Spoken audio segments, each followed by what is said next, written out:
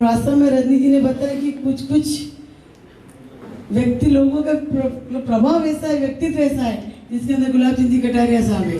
वास्तव में जब भाई साहब बोल देते हैं तो हाँ हो जाता है। और आज तो सतीश जी पुनिया साहब प्रदेश अध्यक्ष भी हमारे बीच में है, तो अब निश्चित रूप से हम लोग अपने सतीश जी साहब से अनुरोध। बोलिए भारत माता की सकता हूँ। बोलिए भारत माता की। भारतीय जनता पार्टी जिंदाबाद, बीजेपी जिंदाबाद, नरेंद्र मोदी जिंदाबाद, अमित शाह जिंदाबाद, जेपी नड्डा जिंदाबाद, वाजपेयी साहब अमर रहे, अटल बिहारी वाजपेयी जी अमर रहे। धन्यवाद। आपकी आवाज से कुछ हौसला हुआ है कि कुछ करामात आप करोगे। रजनी जी ने तो कहा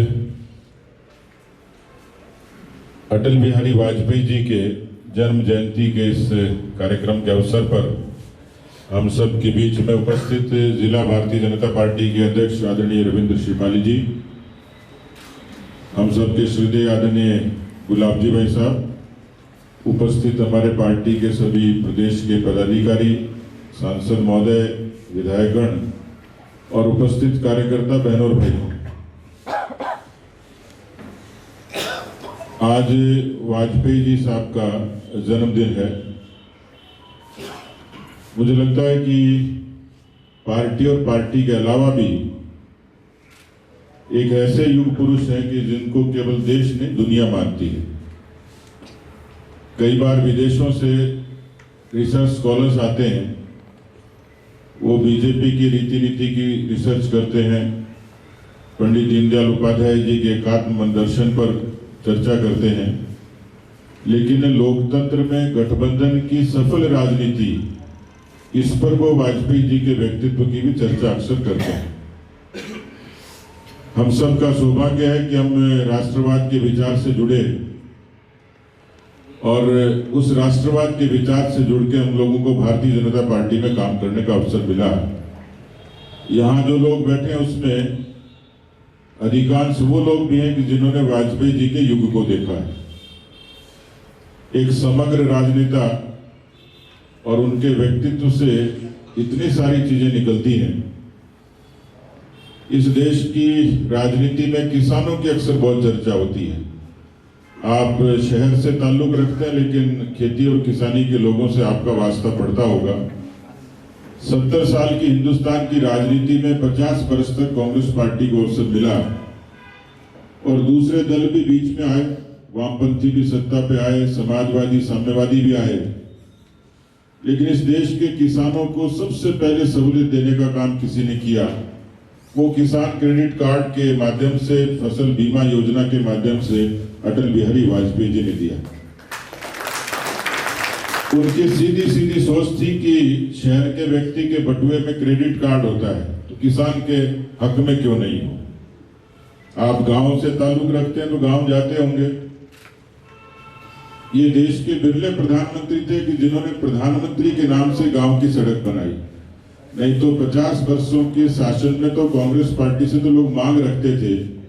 और हमारा सौभाग्य है कि जहां लाखों किलोमीटर सड़क बनी प्रधानमंत्री ग्राम सड़क योजना के मार्फत, अकेले राजस्थान में वाजपेयी जी की शुरुआत की हुई वो प्रधानमंत्री ग्राम सड़क योजना 70,000 किलोमीटर केवल राजस्थान में बनी। मैं मानता हूं कि एक बड़ा बदलाव है। इस देश में जब लोग ये कहते थे कि हिंदुस्तान कमजोर हो गया, हिंदुस्तान उठ नहीं सकता, हिंदुस्तान के पास आणविक ताकत नहीं हो सकती, जिस जमाने में यूरोप का, अमेरिका का, इंग्लैंड का, दुनिया के तमाम देशों का जो पूंजीपति विकसित देश थे, उनका हिंदुस्तान पर एक दबाव था कि हिंदुस्तान परमाणु अस्त्र नहीं बनाए, क्योंकि हिंदुस्तान के पास यदि आणविक ताकत होगी तो हिंदुस्तान दुनिया में और ज्यादा मजबूती से खड़ा होगा। गठबंधन का युग, अलग विचारों की सरकारें, लेकिन वाजपेयी साहब क्योंकि डॉक्टर श्यामा प्रसाद मुखर्जी की विरासत को लिए हुए थे। डॉक्टर श्यामा प्रसाद मुखर्जी वो शख्स थे जिन्होंने उस समय जनसंघ का दिया जलाया और इस देश की एकता और अखंडता के लिए अपने आप को आहूत कर दिया, बलिदान कर दिया, उस आंदोलन के साक्षी थे अटल बिहारी वाजपेयी जी। और जब यह आभास हुआ डॉक्टर श्यामा प्रसाद मुखर्जी को इस आंदोलन में शायद प्राण गंवाने पड़े, तो उन्होंने वाजपेयी साहब को निर्देशित किया कि अटल बिहारी, मैं तो शायद चला जाऊंगा, लेकिन इस विरासत को आपको संभाल कर रखना है। दुनिया ने देखा कि डॉक्टर श्यामा प्रसाद मुखर्जी की इस विरासत को अटल जी ने बखूबी संभाला। और इस बात का इतिहास गवाह है कि उन प्रतिबंधों के बाद, उस धमकियों के बावजूद भी अटल जी ने 3 परमाणु के पोखरण के परीक्षण करके पूरी दुनिया को जता दिया कि हिंदुस्तान स्वाभिमान के साथ खड़ा होगा और दुनिया में किसी से कम नहीं।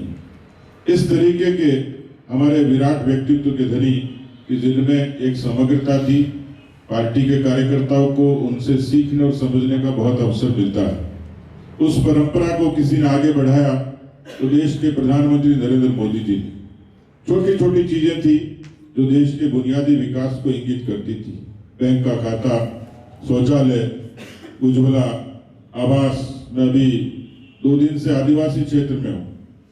आदिवासी भाई सबसे ज्यादा ताली बजाता है तो आवास के नाम पर बजाता है। मैंने देखा जगह जगह अच्छे सुंदर आवास, करोड़ों की, 2 करोड़ से भी ज्यादा, और राजस्थान में 13 लाख से भी ज्यादा प्रधानमंत्री आवास ऐसे ही गरीबों के लिए मोदी जी के निर्देश पर बने। ये हम सब का गौरव है कि ऐसे व्यक्तित्व के धनी हम सब के प्रेरणा के स्रोत हैं। हमारी पार्टी संगठन की विशेष रीति नीति, रचनात्मक कामों की श्रृंखला और संघर्ष के मुद्दे पर आगे बढ़ती है। अभी रविंद्र जी ने जनाक्रोश रैली का भी जिक्र किया। जिन संगठन के कामों का जिक्र किया वो हमारी प्राथमिकता है। मेरा ये मानना है कि कोई भी मजबूत संगठन किसी भी राजनीतिक परिस्थिति का जवाब है, और इसलिए जब आपसे आह्वान किया, मुझे लगता है कि इसमें छूट की ज्यादा गुंजाइश नहीं है। काम खूब है, लेकिन ये काम हमें न ज्योतिष ने बताया, न डॉक्टर साहब ने सलाह दी, न वसीयत में लिखा गया। राजनीति का काम इच्छा से स्वीकार किया, और राजनीति में बीजेपी का काम ये भी मुझे लगता है बिना किसी दबाव के हम लोगों ने स्वीकार किया है। उदयपुर वो स्थान है, वो धरती है जिसका संदेश पूरे मेवाड़ और बागड़ में जाता है। उदयपुर का संगठन अच्छा बने और ज्यादा मजबूत बने, इसके लिए मंडल की इकाई आपकी सशक्त हो, बूथ की इकाइयां आपकी सक्रिय हो, और 6 अप्रैल तक हमें पन्ना प्रमुखों की नियुक्ति प्रमाणिक रूप से करनी है। संगठन मजबूत होगा तो सब बातों का जवाब होगा। आपने जनहित के मुद्दों पर जनाक्रोश की शुरुआत की है। मैं परसों चित्तौड़ में था। इतनी बड़ी संख्या में आम लोग भी उस आंदोलन से जुड़े हैं। जिस बुनियादी मुद्दों पर हम लोगों ने संघर्ष के लिए बीड़ा उठाया है, हालांकि कोरोना आपदा में अवसर बन के आया कांग्रेस के लिए। वो न कोरोना में ठीक से काम कर पाए, न 3 वर्षों में राजस्थान की जनता के लिए कर पाए। लेकिन अब मुझे लगता है कि जगह जगह बहुत सारी ऐसी तात्कालिक समस्याएं भी होती हैं, मुद्दे भी होते हैं, उन पर पूरी मुखरता से खड़ा होने की आवश्यकता है। हमारा युवा मोर्चा बेहतरीन काम करता है। महिला मोर्चा ने कल ही बूंदी में एक 15 साल की किशोरी के साथ में बर्बरतापूर्ण काम हुआ, बलात्कार हुआ, उसको जंगल में फेंक दिया, नोचा गया, और आज वहां महिला मोर्चे की अगुवाई में आंदोलन हुआ, मुकदमे बढ़े। लेकिन इस सरकार के समक्ष मुझे लगता है कि अपराधों के खिलाफ भी एक बड़े आंदोलन की जरूरत है। बहुत बड़ी संख्या में बेरोजगार, मैं अभी आया आदिवासी क्षेत्र से भी, एक बड़ी उत्कंठा है लोगों में परिवर्तन की और संघर्ष की। उसमें उदयपुर का बड़ा योगदान हो। मुझे लगता है कि एक श्रृंखला के जरिए संघर्ष को और धार देने की आवश्यकता है, पर क्योंकि संगठन मजबूत होगा तो ही हम लोग आगे बढ़ पाएंगे। आपको तो आज डूंगरपुर से शुरुआत हुई थी सुबह। गुप्ता जी की सुबह तो ठीक होगी, लेकिन कईयों की खराब हो गई होगी, क्योंकि डूंगरपुर में 21 लाख रुपए का आज पहले दिन संकलन हुआ है। बांसवाड़ा में भी 18.5 लाख बांसवाड़ा में। अब भंवर सिंह जी इधर उधर देख रहे हैं,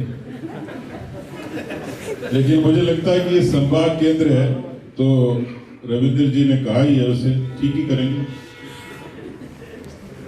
मैं इनकी गर्दन हिला रहे, हाँ में हिला रहे कि ना में हिला रहे पता नहीं, लेकिन अच्छा ही करेंगे। जब ये कार्यक्रम के बारे में चर्चा हुई, क्योंकि हमारे टेंट का हिसाब पूरी जिंदगी नहीं चूकता है, हम एक बार कोई टेंट लगाते तो बेचारा मानते ही चला जाता है। तो हम लोग वो पार्टी है जो आदरणीय गुलाब जी किसकी भी आप लोग अभी चर्चा से उदाहरण की टांगी 31,000 रुपए, उदाहरण की टांगी 21 कई लोगों को घर पे पूछना पड़ता है, आज पार्टी के नाम पे जोखिम ले लेना। चलो 31,000 रुपए गजपाल जी और 31,000 रुपए प्रभु जी। ताली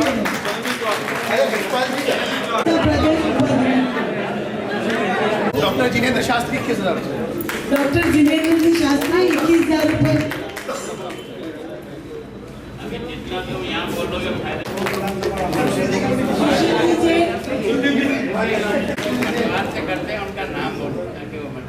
सुशील जी 51,000 रुपए 2 बार बोल दिया, ताली बजाइए। ताकत सिंह जी शक्तावत साहब 21,000 रुपए। आप रखना हमारे आधे आधे दोनों कितने?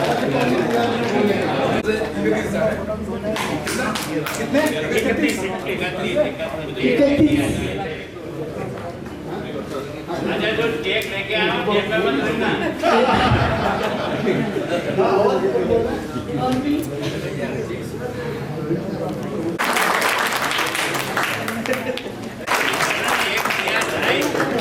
देंगे तो केके गुप्ता साहब का 2.5 लाख रुपया उदयपुर शहर जिले को, ताली बजाए जोरदार।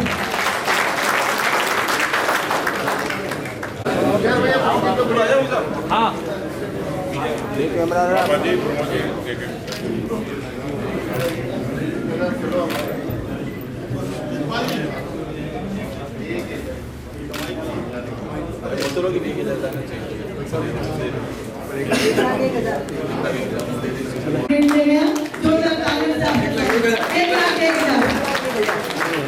अब एक बार मैं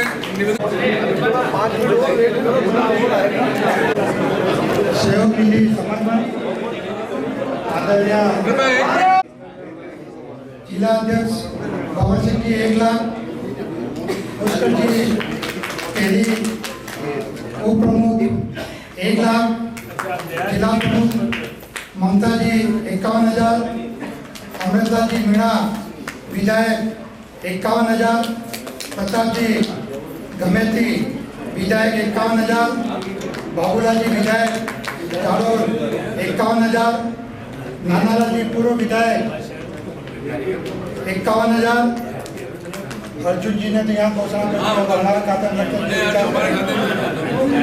नितिन जी सेठिया फतेहनगर 51,000, कन्हैयालाल जी मीणा प्रदेश मंत्री 51,000। द कलर्स 18 उदयपुर न्यूज़ को सब्सक्राइब करें और हमेशा अपडेट रहिए।